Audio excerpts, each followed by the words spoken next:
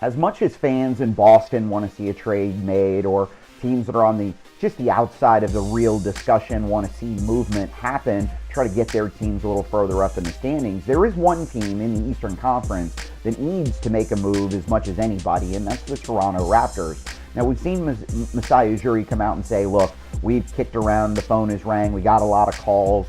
If we don't do a deal, it's because there's not a deal to do that will make us better. And he's made it really clear he understands the clock is ticking. And when you say the clock is ticking, look, this isn't a 30-year-old roster that's on the way to the retirement home, but the time is now. You're talking about the prime of Kyle Lowry's career, the prime of DeMar DeRozan, Jonas Valanciunas emerging. You've got DeMar Carroll, who's not a spring chicken, and this team is playing incredibly good team basketball.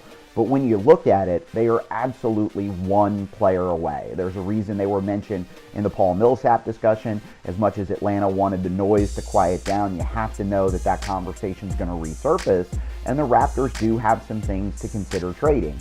Now, the one piece that I think is the biggest is Terrence Ross, and that would be a tough chip to cash, because you'd have to know you're getting the missing piece, because DeMar DeRozan goes down or gets into foul trouble, Terrence can pick up the slack in a pretty efficient way.